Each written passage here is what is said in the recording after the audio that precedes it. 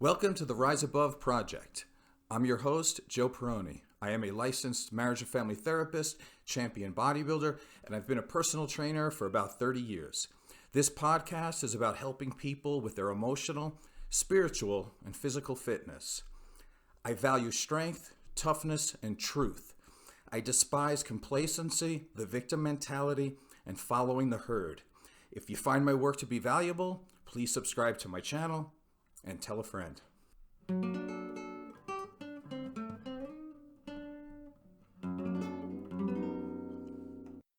The title for today's show is Truth Decay and Fact Denial.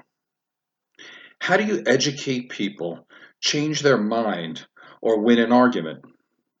It seems easy. All you have to do is be diligent and methodical in gathering facts, data, and statistics. And let these facts inform your opinions, and have the awareness and emotional distance to see objective truth. Identify with reality. Do not alter reality to change the arc of truth to coincide with your chosen identity. As a balanced truth seeker, with facts on your side, it is impossible to lose an argument. If you want to win a formal debate or an argument, you will need to be familiar with the terms claim, warrant, and impact. The claim is the conclusion or position. The warrant is the reason the conclusion is true, which needs to be supported by evidence and data. The impact is why the truth of the statement or conclusion actually matters. Winning arguments is a simple matter when the facts are on your side. Facts don't care about feelings, and facts cannot be argued with. The truth will always set us free. But is that true? Absolutely not. No, it's not true at all in modern times. Given the choice between accepting the truth or holding on to false beliefs, most people double down on justifying their view and being willfully ignorant. Although facts don't care about feelings, it can be said that feelings do care about facts. Meaning, if a fact becomes inconvenient, challenges someone's identity, or makes someone feel uncomfortable, they are much more likely to deny, deflect, and do anything other than change their mind.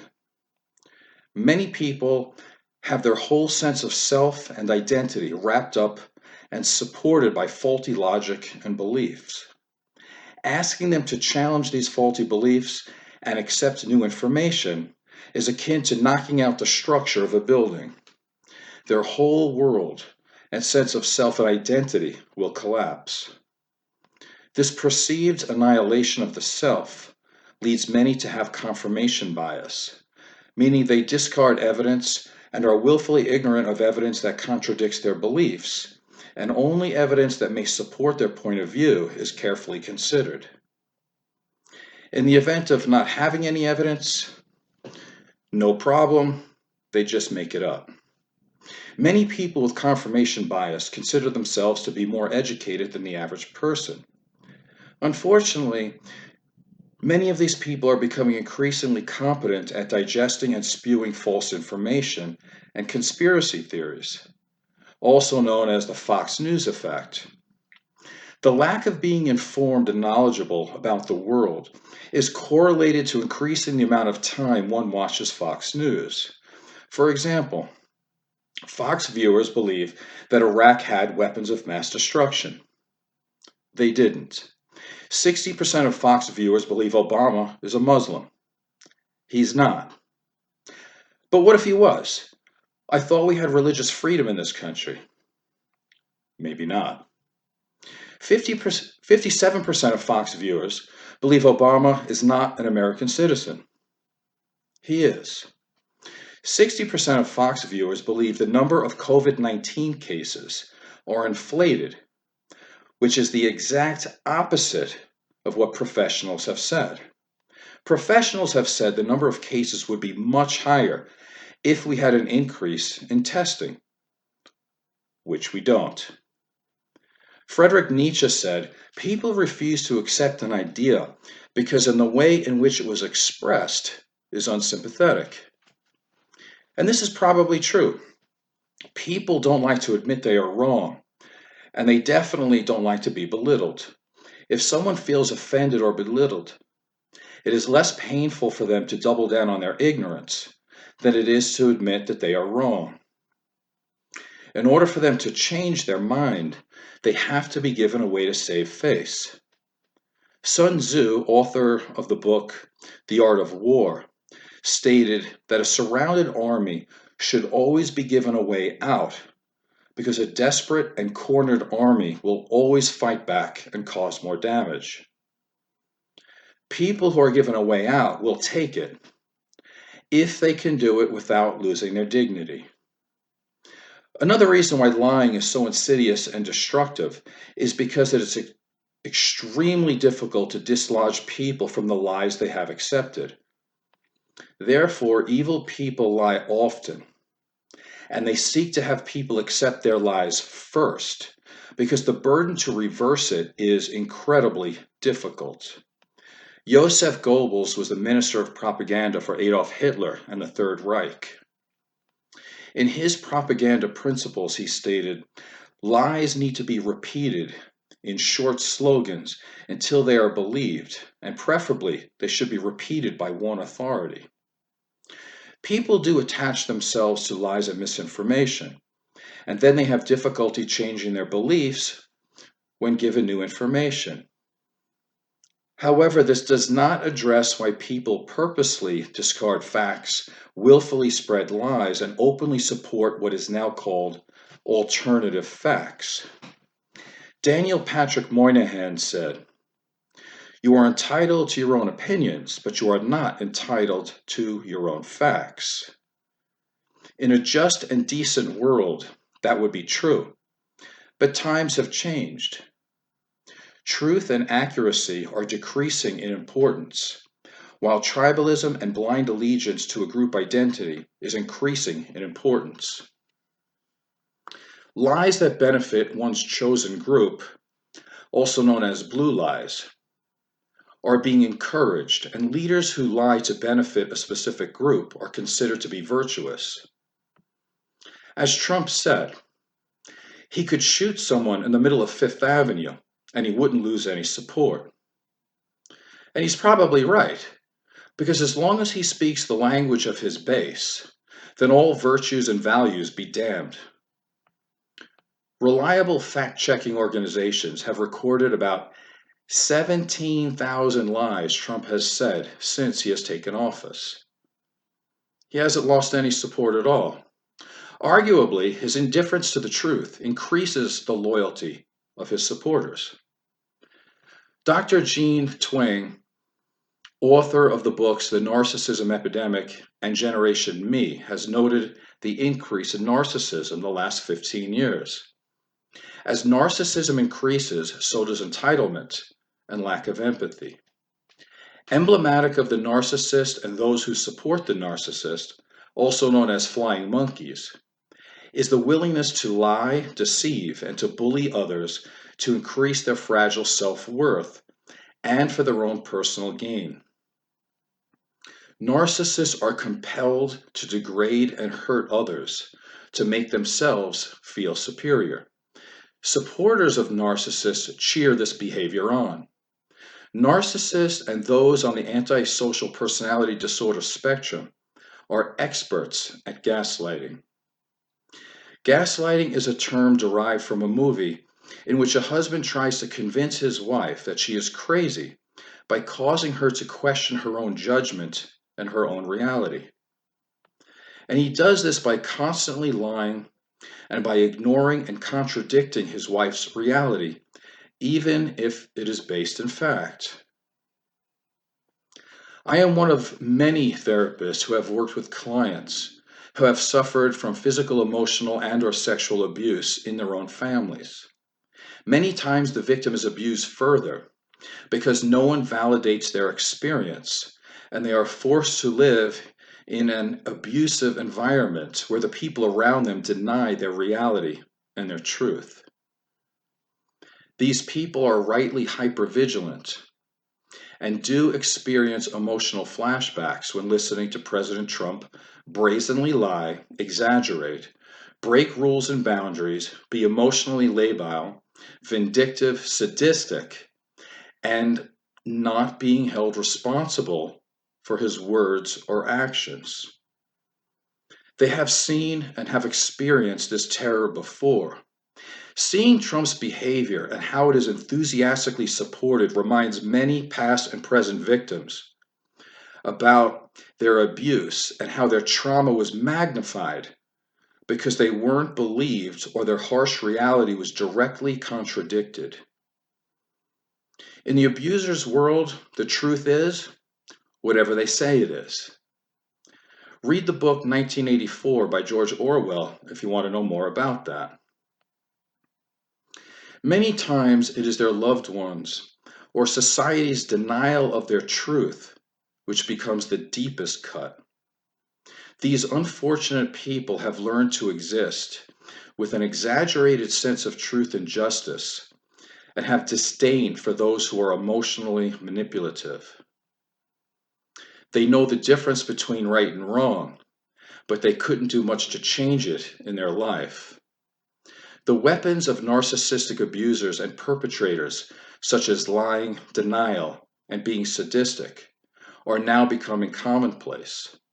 Denial and the death of truth have crept out behind locked doors and have now spread throughout society. When truth and facts are shoved out of the way, the existential vacuum is filled with ignorance and anti-intellectualism. It becomes a world where science dies, and people feel that their ignorance is more important than someone else's knowledge and expertise. Education is now considered to be elitist. Only 33% of conservatives in the United States actually believe that higher education has any value. Disregarding facts, science, and education cannot be a long-term plan if we want a successful society.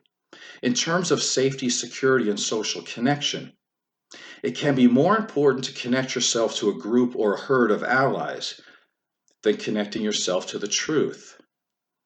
If a person is more concerned with currying favor within a group instead of being factual, then they will always choose their friends, family, businesses, and churches over facts.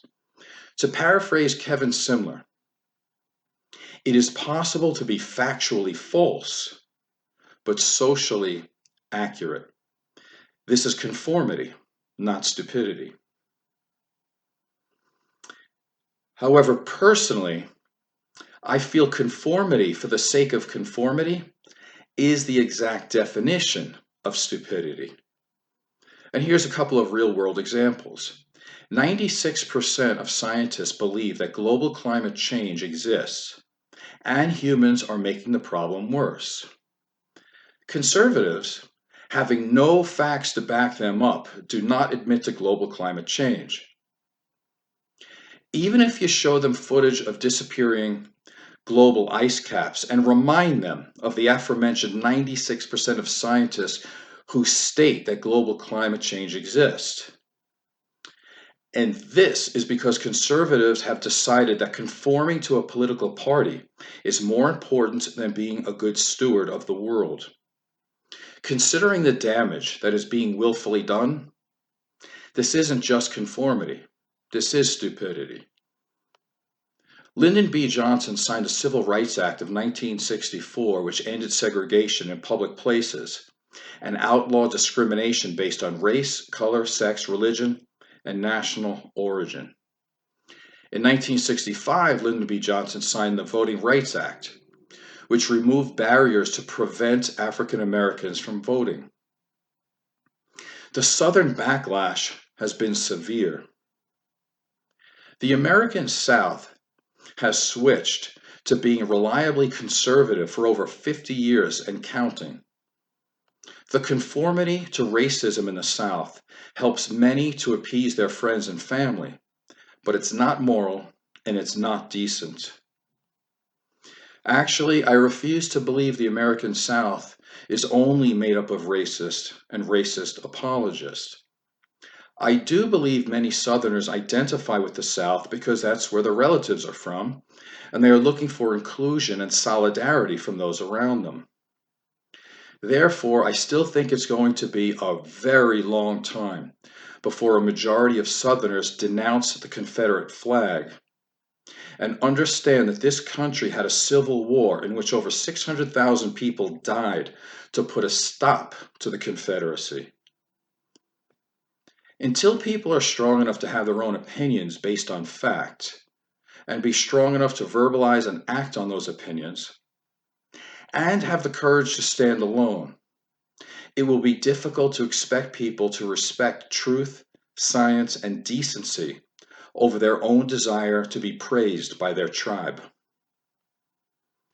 At this point, I'm not sure how society will start to elevate facts over alternative facts. As society becomes more narcissistic and individuals can voice their views on social media, people believe their opinions are more important than fact as long as it serves them and gets them attention.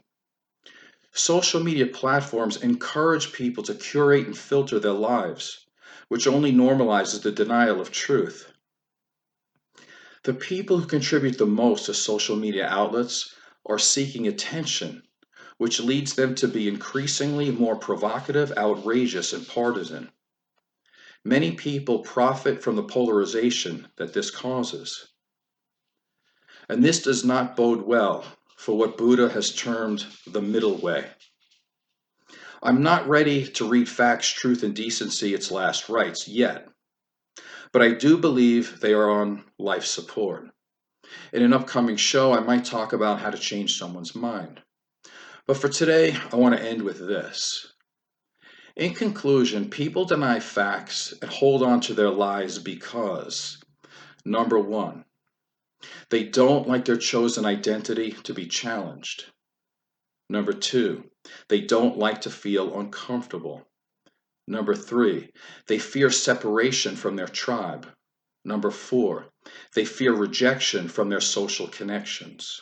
Number five, ignorance. Number six, conformity. Number seven, narcissistic abuse and personal gain. I hope you enjoyed today's show. I am Joseph Perroni from the Rise Above Project. Please subscribe and tell a friend. Thank you.